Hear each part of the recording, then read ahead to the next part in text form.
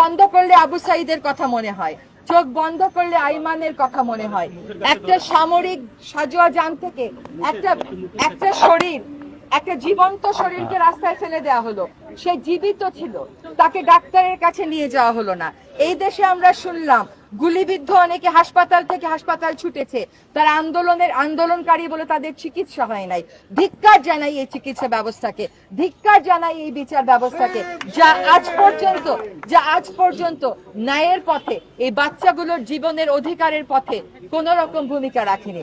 আমি এই হত্যাকাণ্ডের জাতিসংঘের অধীনে তদন্ত চাই, আমি জাতিসংঘের অধীনে তদন্ত চাই। আমরা এর আগে 21শে আগস্টের গ্রেনেড হামলার বিচার বিভাগীয় তদন্ত দেখেছি না? সেখানে কি জজ মিয়া সৃষ্টি হয় নাই? হয়েছিল। কাজে আমরা নিরপেক্ষ, সুষ্ঠু, একেবারে স্বচ্ছ এমন বিচার দেখতে চাই যা হবে জাতিসংঘের অধীনে।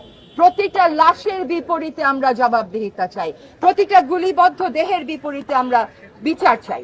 আমরা জবাবদিহিতা নিশ্চিত করে তবেই আমরা রাজপথ ছাড়ব। আমরা বিচার চাওয়ার পাশাপাশি একই সাথে প্রশ্ন করতে চাই, এই ছাত্রলীগ, ছাত্রদল, এই অস্ত্রধারী ছাত্র সংগঠনগুলো কাদের সৃষ্টি? সেই নষ্ট রাজনীতি আমরা বন্ধ চাই।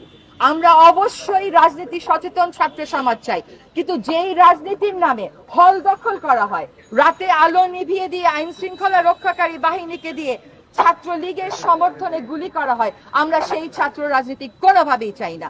আমরা বিশ্ববিদ্যালয়গুলোতে সকল শিক্ষা প্রতিষ্ঠান অবিলম্বে খুলে দেওয়া হোক এবং সেখানে ছাত্রছাত্রীদের, শিক্ষার্থীদের নিরাপত্তা নিশ্চিত করা হোক, তুলে নেওয়া হোক সকল অস্ত্র। আমাদের আইন শৃঙ্খলা রক্ষাকারী বাহিনীর ভাইয়েরা এখানে আছেন, আপনাদের কাছে সনির্বন্ধ অনুরোধ, আর একটা গুলিও চালাবেন না, আর একটা গুলিও যেন কোনো মানুষের বুকে, কোনো মানুষের গায়ে আঘাত না লাগে। যে মানসিক আঘাত আপনারা দিয়েছেন, তার ফলে মেরে তো ফেলেছেনই, যে মানসিক আঘাত পুরো জাতিকে আপনারা দিয়েছেন। আপনাদের সাথে আমাদের সম্পর্ক স্বাভাবিক হতে আর কত যুগ লাগবে তা বলতে পারি না। আমরা নাকি সিঙ্গাপুর হয়ে গেছি, এতগুলো বাচ্চা মরলে সিঙ্গাপুরে একটা মন্ত্রীও পদত্যাগ করতো না? এটা হতে পারে? এতগুলো লাশের উপরে দাঁড়িয়ে থেকে পুরো ক্যাবিনেট যেরকম ছিল